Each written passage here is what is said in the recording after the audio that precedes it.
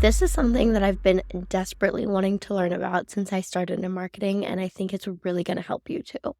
Welcome to Sweat Strategy and Success. This is the go to resource for entrepreneurs in the health and wellness industry to become the best versions of themselves, both personally and professionally. I'm Soleil Rain, a marketer and passionate storyteller, and my mission is to share the untapped stories of the brilliant minds shaping health and wellness. Here, you're going to discover inspiring stories and actionable strategies to continue to grow your business and cultivate a more healthier, fulfilling lifestyle. I like to start these episodes with a inspiring message, and I was scrolling through TikTok and I found a fan reel of the Chicago Bears quarterback, Jameis Winston. And I thought this was just so funny. He just has such like a bright and loving personality. And just watching him and this fan reel of him like in all these other occasions, just having such a positive outlook on life and football. It was very inspiring to me. As a kid, my passion was always football. I didn't realize that my passion was playing football. And we back again out here playing some football on Thursday night. Yes, yes, oh my gosh. And we out here, we outside, my first snow game. Let's get it. Let it snow, let it snow, let it snow. Touchdowns out here. Let us know some touchdowns. Thank you, Jameis Winston, for that very inspiring message. And I feel very inspired. And I hope if you're listening to this, you feel inspired too. I am so sorry for my voice. I went on a Santa run yesterday, and I think I got a little bit too excited, and I ran a little bit too fast and too high of elevation and too cold. And now my voice is cracking all over the place. But I still wanted to make this episode today because I think it's really important. And frankly, I don't know when I'm going to have the time to record this podcast again and have my voice sound better. So this is what we're going with today. And I think it's going to be a great episode because what we're talking about today is how to grow on social media without being consumed by it. As somebody who's always had a difficult relationship with social media, but also wanted to continue to grow on it and continue to grow the companies that I work for on it, I've needed to figure out a way to balance everything. And so today I want to share with you what I've been doing and what I've learned in this process, because I'm going to tell you right now, I'm not an expert, but keep listening. I'm learning from the experts and I'm going to give this short version to you. That way you don't have to keep on going all over the internet to find what I'm about to tell you right now. You're going to find it right here today in this podcast episode. And we're going to get to the solutions pretty quick, actually. But first, we're going to go over some challenges. First and foremost, over 50% of entrepreneurs face some sort of anxiety or burnout during their career. And this is just like a high rate of anxiety and burnout as is. Include social media and trying to manage social media into the mix. It just makes that challenge of being able to manage your time even more difficult. And when you also take into account the amount of time that you're actually just spending scrolling through social media and not actually using it in a productive way, when there's other things, all entrepreneurs know this, there's multiple things that you can be working on at any time of the day. Your work is never over. And so when you're just scrolling through social media because you got caught into the trap of the never-ending doom scroll that is TikTok and Instagram, now LinkedIn and even Twitter too, it's difficult to pull yourself away from that to focus on what you need to be focusing on. Globally, the average daily time spent on social media is 2 hours and 23 minutes. That is a long time in my head. I know some people will spend 5-6 hours on social media a day, which I just don't even know where you even find the time to do something like that.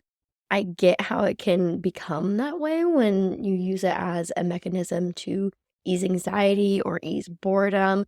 It can easily get to that point, but even 2 hours and 23 minutes is a lot of time in the day. But what we can't forget here either is that social media is a critical business tool. 93% of marketers consider social media essential for business success. So I'm really excited for this episode today because while I was doing research in this, I found a lot of really helpful tools that I think will help you as well.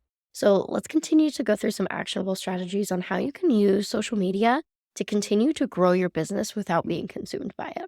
So I want to start diving into this episode by talking about why social media is a game changer. Because if you're just coming into this new and you feel like you're already starting to get consumed by it, and maybe you don't have that follower account yet, and so you're pushing and you're trying to get these followers and you're starting to feel burnt out by the fact that you don't have the amount of shares or likes or the engagement that you're looking for in your social media, then I want to talk about why social media is so important and why I think people should continue with growing their social media. There are obviously clear benefits of being on social media if you are marketing your business in health and wellness. I think the first and the foremost, when we're talking about the marketing funnel, building brand awareness is obviously very important towards your brand, and being on social media is a great tool for that. If you can continue to make videos and get in front of people's eyes, they'll continue to learn about you.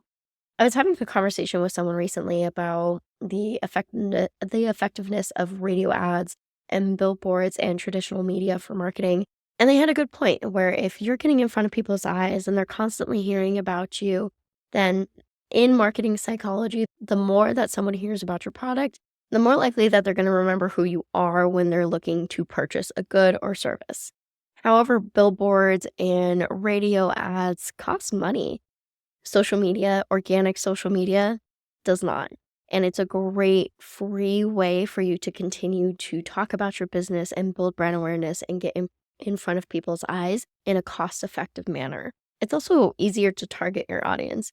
If we're just even talking about organic and you're building a presence in your community per se, you can continue to reach out to folks who live in your community, focus on goods that are already in your community and people in your community. So that's a great way. And not even to begin with paid social, if that's something that you're getting into. Obviously, the tools that are available on these social media apps are very advanced that allows you to target certain cities, certain demographics, whatever it is, and allows you to target your audience still in a cost-effective way, in a way that's getting in front of them, and also in front of so many people, considering that so many people use social media. And another very clear benefit that we can't forget here is building community. When you're thinking about the bottom of your funnel and you get to the loyalty part, where somebody already purchased your good or your service and they're looking for a place to continue to learn about what you're going to offer, when you're going to offer it, what kind of sales or deals you're going to have on the products or the services that you do offer. And so building that community is really important on social media. I will say I was actually listening to a different marketing podcast this morning, and there was a marketing psychologist who brought up a very good point. He was talking about how today's marketing world is really less about brand. Of course, brand is important, but people love ease of use. People love a product that was available to them at a click of a few buttons. People love products and services that they don't have to go through much trouble of buying. Like, think about it, we live in an Amazon world. And because we live in an Amazon world, people are 1 or 2 clicks away of getting whatever they want.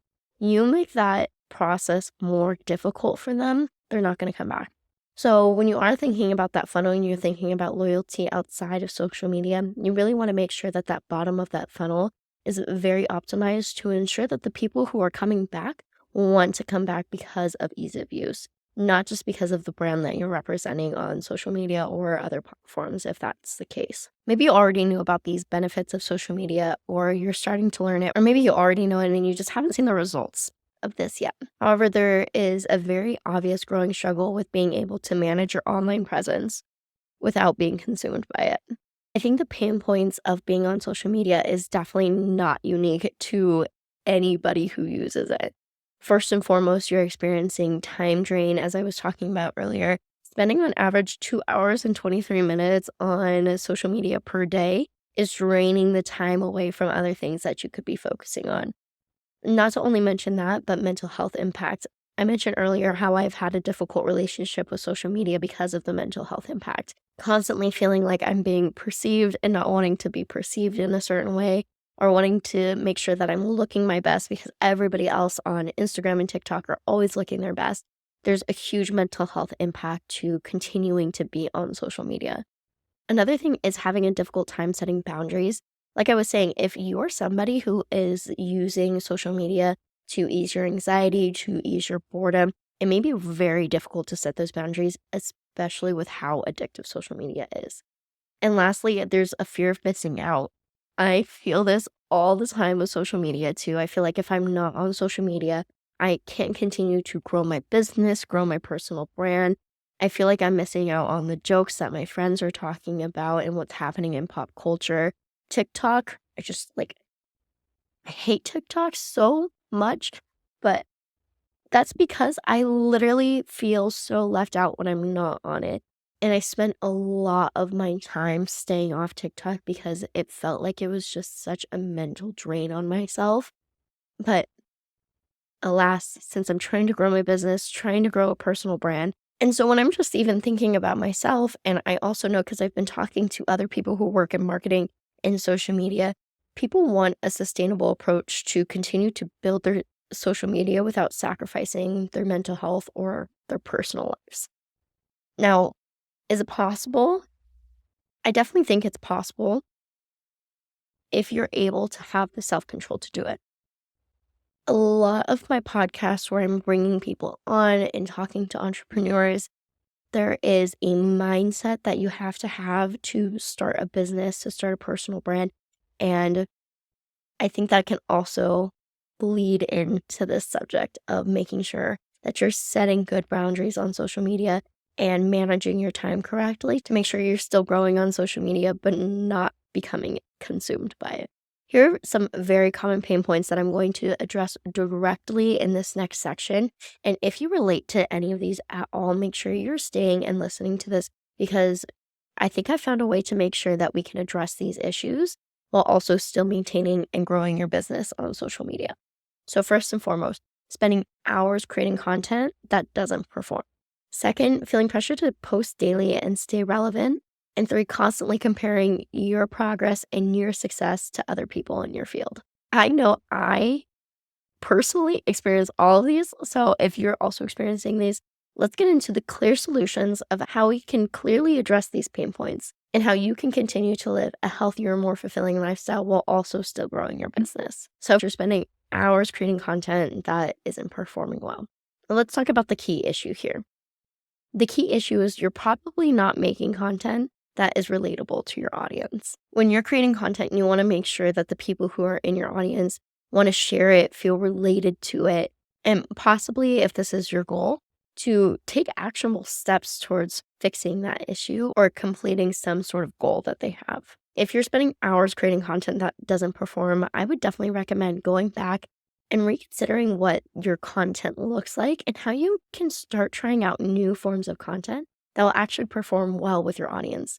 Step into the shoes of your audience. What is it that they want to see? What are the goals that they have? What are the troubles that they're having? And how can you continue to fix that? Next, what you're going to do is you're still going to continue to post because at the end of the day, that algorithm loves for you to continue posting, even if you're not performing well. I was doing a deep dive into some TikTokers the other day as I'm continuing to try to grow my own personal brand on TikTok. And I was scrolling through and when I would see these videos, I'd see these videos of these people with thousands and thousands of likes, thousands and thousands of views, thousands of shares. And I was like, oh my gosh, how are they maintaining this?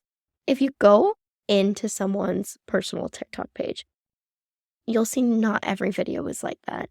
Not every video is going to have thousands and millions of views. There's a very few amount of people who have been able to successfully replicate exactly what their viewers want to see over and over and over again without making it boring. And so continue to make content and continue to push out stuff even if it doesn't feel well, and remind yourself that it's okay that your content isn't feeling well. You're putting the effort and you're trying to grow your business, and that's what's most important. And in terms of spending hours on creating this content, I found the best way to continue to create content is to do a batch content creation. So what does this look like? Dedicate one day, maybe two, depending on how much content you want, to brainstorm, create, and schedule your posts. Get it over with. And then spend the rest of your time when you are scrolling through social media, responding to comments throughout the week. And honestly, commenting is one of the best ways to continue to grow your business. Not in a boring, superficial way, but actually relating to the posts that you're commenting on and getting your page in the view of other people who are commenting and possibly the person who filmed the video in the first place. I would highly recommend that you try to post a few comments on people who are smaller accounts, but focus on the big accounts too. You want people to continue to look at your page and go into your page and see what you're posting.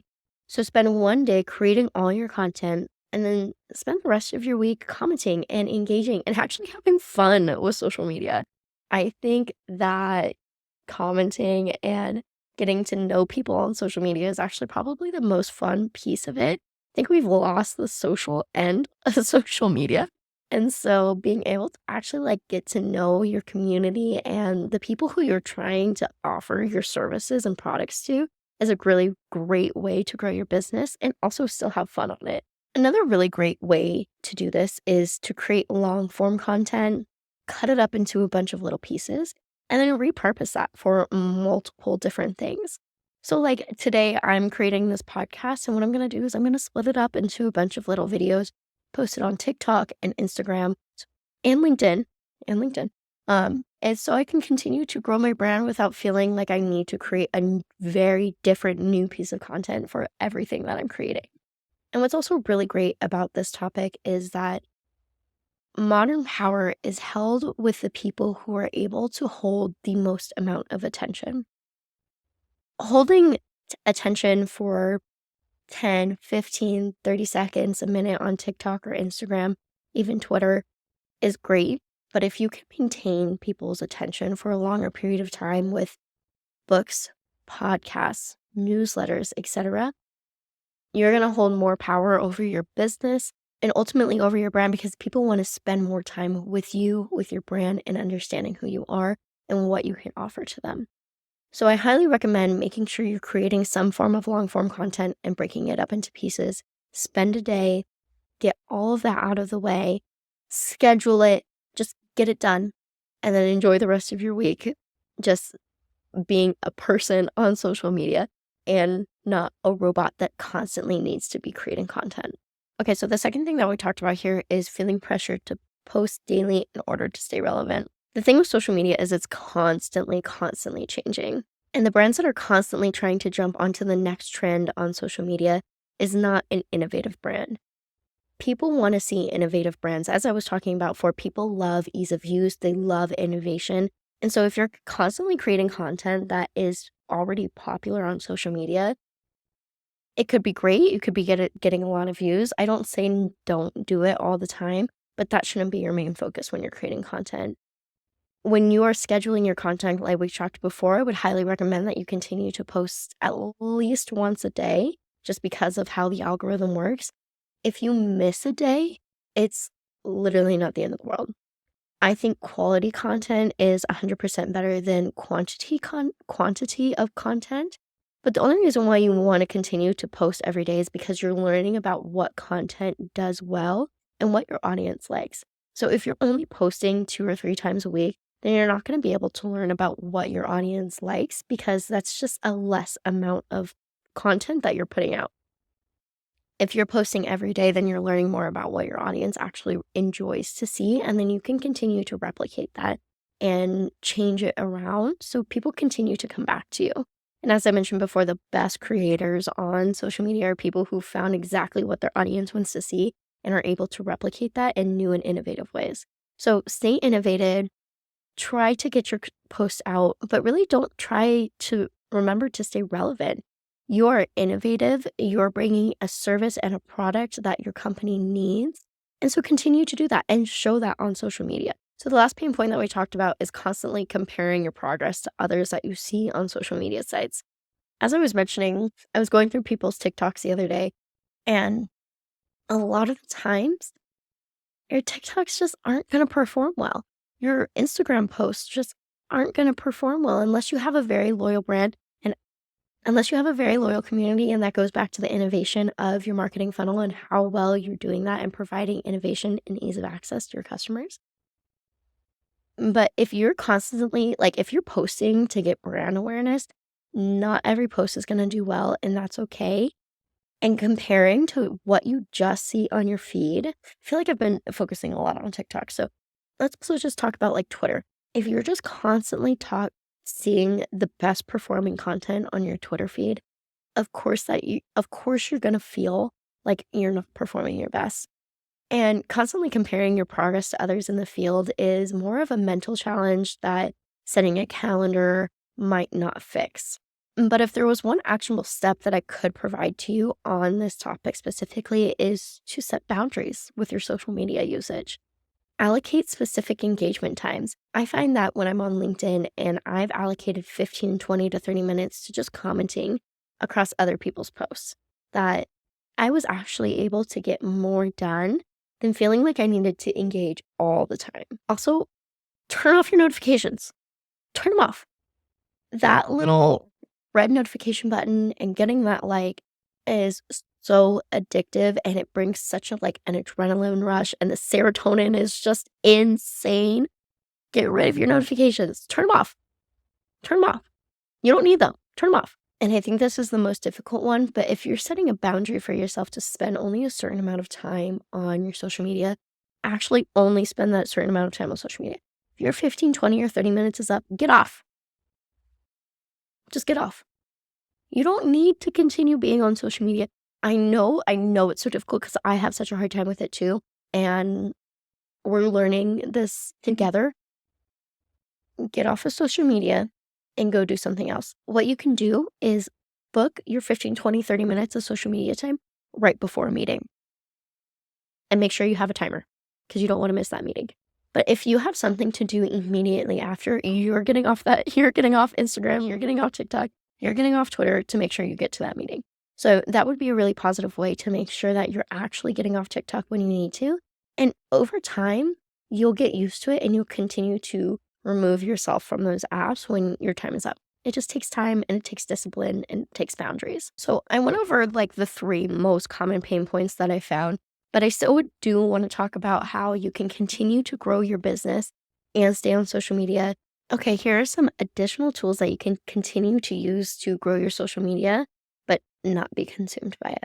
If you've taken any sort of marketing course or you've read through some marketing blogs, then you know that you should only be on the platforms where your audience is. And I think this is super important, especially if you're a one-person show like I am, or if you have even a very small team, or even if you're a huge company that has a very specific focus. Even if you're thinking about B2B companies, business to business companies, they only really want to be on a few platforms because they're not a consumer-facing company.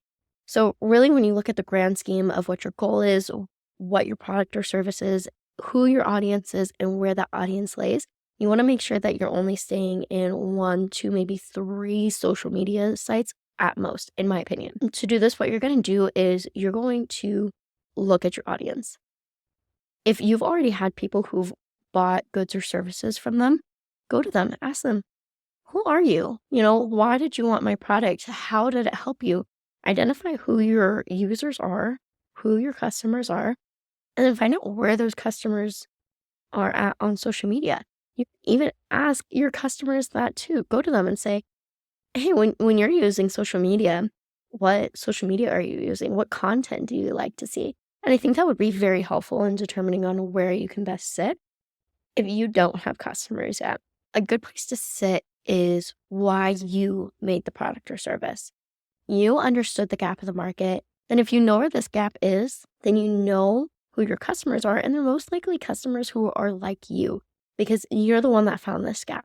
So think about yourself and where you would be on social media and maybe continue to ask some questions. Go onto Reddit, go onto Instagram, go onto the social media sites where you think that your customers might be at and start asking questions, start engaging, make some accounts, figure out what people like to see already. And then from there, you can kind of narrow down where your target audience is. Another thing that I think you can do is making sure that you're engaging authentically and not excessively. Continue to respond thoughtfully to comments and DMs without over-engagement, and really prioritize connection over vanity metrics.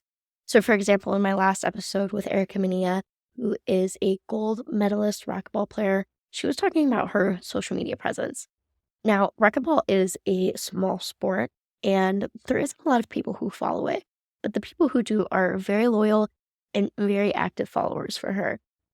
She may not have a large follower list. She may not have a whole lot of likes or shares on her posts, but out of the people who do follow her, she has a large percentage of people who continue to engage with her social media content. So when you're thinking about building your social media, really focus on connection, connect with the people who haven't bought your products and who have bought your products so you can continue to build that community around your brand.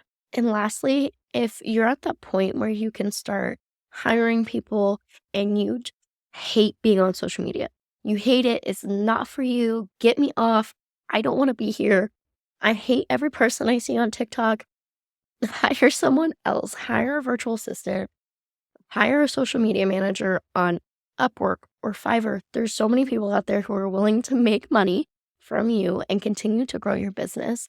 In another episode with Linda Malone, who is a conversion copywriter, she talked about how she recently hired someone. So if you're looking to get some advice on hiring someone to help with your social media, I would highly recommend going back and listening to that episode because she had some great pieces of advice on that. But continuing to outsource the things that you don't like to do in order to focus on the things that you do enjoy doing for your business can be very beneficial for your mental health and ultimately for the health of your company. So what is the big benefit here at the end of the day? If you're listening to this, I want you to visualize yourself running your perfect business. Think about what you would be doing, what work items really light you up when you're thinking about your business. And if you're listening to this, most likely it's not social media, and that's okay. There are so many other things that can light you up. So I want you to envision what that looks like. Got it? Okay, now for 80% of your time, you're focusing on these things that light you up. And you know that your social media is working for you in the background. You're reclaiming your time for high value activities like client work or product development. You're reducing your stress and avoiding social media burnout. And lastly, you're building a consistent online presence without constant effort. Now, here's the deal, and something that these social media companies don't want to tell you, but I'm going to tell you instead. Quality content and intentional engagement will always outperform mindless hustle on social media. Focus on building a good product, a good service that your customers will enjoy, and use social media to be mindful, to think about your user, what they want to see, and focus on your own time. Social media should not be your master. It should be your assistant. Use it strategically to amplify your brand and don't allow it to dictate your days. Now, we're coming towards the end of this episode, and I really hope that these steps can help you to continue to grow your business without letting social media consume you. What I want you to do is I want you to take one of these hacks, whatever stood out the most to you, and implement it into your week. Start small. Progress is better than perfection, and continue to grow your business and kick ass at growing your business. I believe that we can continue to authentically engage with social media if we really put in the effort. And we continue to not just put in the effort into our business, but into our lives and what our lives deserve to look like. If you enjoyed one of these tips, here's what I want you to do. I want you to go onto social media.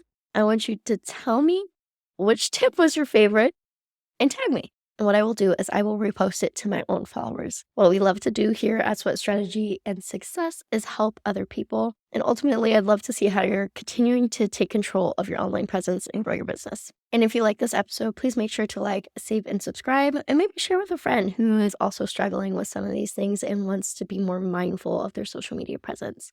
I really enjoyed creating this episode today, and I'm sorry for my voice. I think it got better the more that I was talking, but honestly, we just don't know. We just don't know, do we? Until we put it all together. If you have some more tips, also feel free to comment and let us know what those tips are on how you stay more mindful. And thank you for listening to another episode of Sweat Strategy and Success. Bye.